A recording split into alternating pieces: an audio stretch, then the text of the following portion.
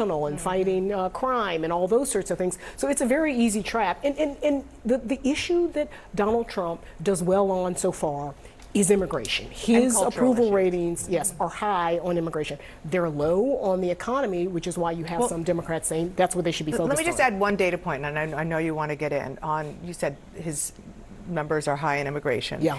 This is from Pew, and the question is whether or not undocumented immigrants should be deported, which was, of course, a big talking point during his campaign. When it comes to married to U.S. citizens, which is the case of Garcia, 78% say no, shouldn't be deported. I mean, that's a huge percentage. And that's a huge percentage at the outset of this discussion, essentially. We're only a couple of days into talking about this particular man, and as you said, President Trump said he's going to do more of this, and what he calls homegrown people, American citizens is what he's talking about, that he would potentially remove to prisons in El Salvador. He's encouraging the president there to build more.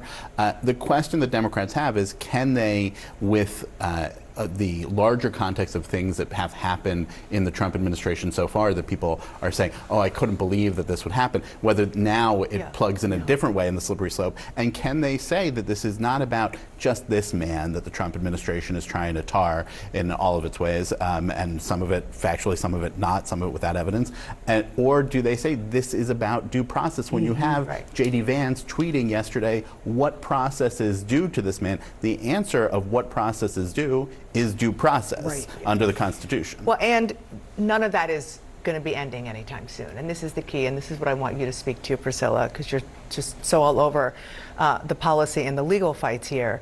And the judge, the original judge in the district court, had a hearing yesterday, and she was not happy.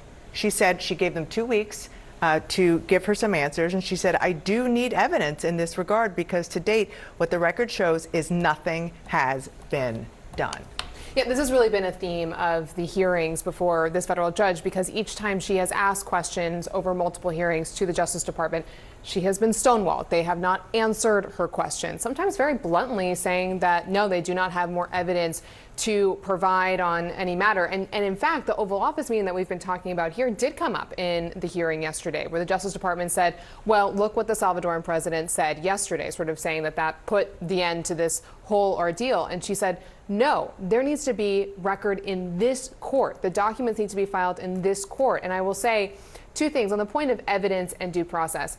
I have been following this case for days, and the Justice Department has had multiple opportunities to provide more evidence to the court as to why this man is tied to MS-13, why they're saying he has connections to human trafficking, and they haven't done that, and they've had the opportunity to do that. They have not done that.